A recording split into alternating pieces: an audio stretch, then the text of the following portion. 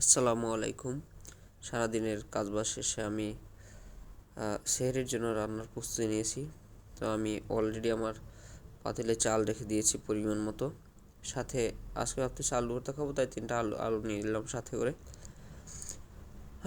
কি বলবো, পানি দিতে দিতে জীবন শেষ। 2-3 বার পানি দিলাম, পানির মনে হচ্ছে না, অবশেষে পানি পরিপূর্ণ হলো। কি বলবো আর।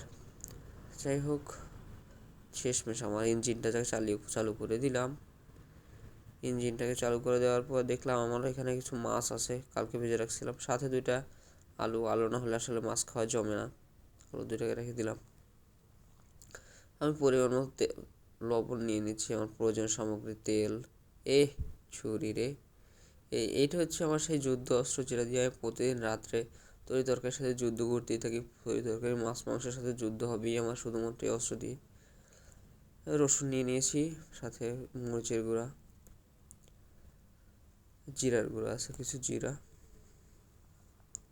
হলুদ নিয়েছি আমি সাথে করে। আর অবশেষে 3টা পেঁয়াজ নিলাম, যেন টেস্ট একটু পরিবর্তন আসে। তো আমি 7-5 না হয়ে কাটাকাটি শুরু করলাম। ইচ্ছা মতো কাটাকাটি শুরু করতে করতে কুচি কুচি কুচি কুচি কুচি করে কেটে কেটে। তো এখানে একটা কথা হচ্ছে যে আমি কিন্তু অনেকগুলো বেশি পেঁয়াজ নিয়েছি। এই পেঁয়াজগুলো মূলত আলু ভর্তা যেহেতু করতে হবে, সেহেতু পেঁয়াজ রাখতে হবে। আর বাসায় কাঁচামরিচ ছিল না, যার কারণে আমার এখানে আমার ওই যে বাইরে ছাদের উপর যেইগুলো বোম্বাই মরিচের যে গাছগুলো রাখছিলাম, ওই জায়গার থেকে কয়েকটা বোম্বাই মরিচ, একটা বোম্বাই মরিচের অর্ধেক পরিমাণ নিয়েছি। ভাই এত পরিমাণে ঝাল বলার মতো না। তাই অল্প পরিমাণে নিয়ে ওটা কুচি কুচি কুচি কুচি করে কেটে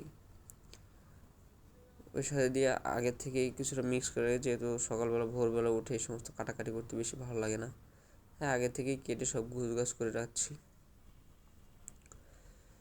মরিচগুলো আসলে অনেক ঝাল, অনেকগুলো মরিচ আছে। এবার মরিচ যেগুলো আছে প্রায় 20 থেকে 22টার মতো মরিচ আছে, মোটামুটি সবাইকে দিয়েছি। আরও কয়েকজনকে দিতে বাকি আছে। আমি আবার দানশীল ব্যক্তি, সবাইকে একটু দান করি, যেহেতু মরিচ নিজে খুব কম খাই।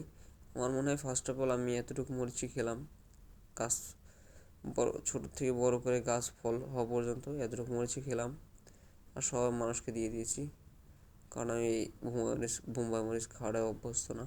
তবে যা হোক, আমি কুচি কুচি করে কেটে নিচ্ছি, যে অনেক ঝাল তখনই আমার নাকের ভিতর কেমন যেন লাগতেছিল।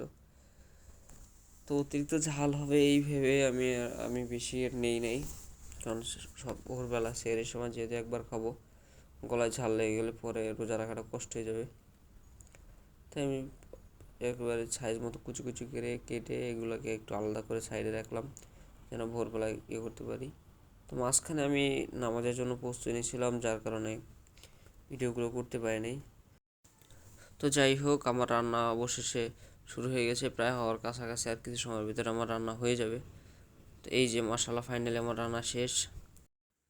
যেহেতু আমার রান্না শেষ, তো আজকের মতো বিদায়। সবাই ভালো থাকবেন। আসসালামু আলাইকুম।